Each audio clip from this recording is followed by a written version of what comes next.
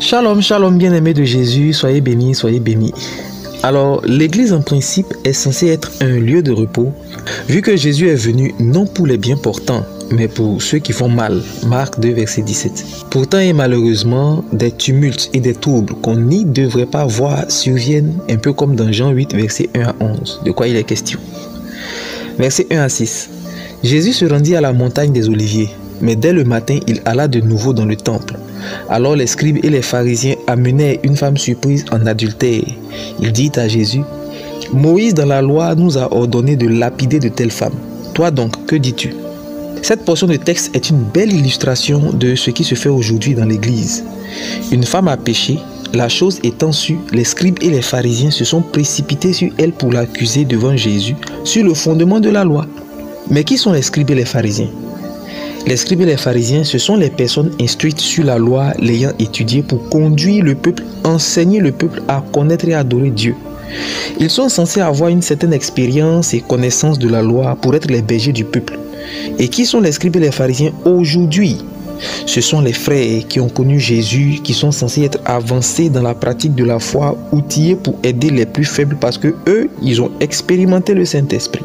Pourtant, à l'image des personnages de ce texte, les frères sont les premiers à accuser quand un plus faible ou même un fort connaît une chute. La sainteté de Dieu, la loi de Dieu est devenue un motif pour accuser ceux qui ont transgressé. Pas de pitié pour les pécheurs. Mais pourquoi les choses se passent ainsi? Jésus le révèle dans les versets 7 à 10. Comme il continuait à l'interroger, il se releva et leur dit: Que celui de vous qui est sans péché jette le premier la pierre contre elle. Quand ils entendirent cela, accusés par leur conscience, ils se retiraient un à un. Jésus touche là un point sensible qui est riche d'enseignements. Mais avant de l'aborder, il convient de relever qu'à un moment donné, ou même maintenant encore, on a tous été, ou nous sommes encore à certains égards comme ces scribes et ces pharisiens. Tu t'es forcément dit à un moment, celui-là il exagère. Parce que toi, dans ton entendement, tu n'exagères pas. En effet, ces gens-là, prêts à accuser et à lapider, n'étaient pas sans péché, mais ils se sentaient sans péché. Tu te sens bien placé pour dire que l'autre exagère. Toi, tu vois son tort parce que tu ne sens pas le tien. Ou du moins, comme les scribes et les pharisiens, tu minimises ton péché. Tu ne le trouves pas condamnable comme l'abomination de l'autre. Parce que Dieu t'a fait la grâce de ne pas sentir l'accusation de la conscience. Au moment de lapider, ils savaient qu'ils avaient des péchés, mais ils ne se sentaient ni condamnés ni condamnables. Et c'est fort de cette liberté de la conscience que tu veux accuser, te sentant mieux ou supérieur. A l'inverse aussi, quand tu as péché que tu veux fuir la présence de Dieu, c'est parce que ta conscience t'accuse. Sinon, au moment où tu te sentais libre, ce n'est pas que tu étais sans péché. Dans 1 Jean 1, verset 8, il est écrit que si nous disons que nous sommes sans péché, nous nous séduisons nous-mêmes. Et au verset 10, il ajoute: si nous disons que nous n'avons pas de péché, nous le faisons menteur et sa parole n'est point en nous. Tu dois comprendre que Dieu ne t'accuse pas, comme le dit Jean 3, verset 17 à 19.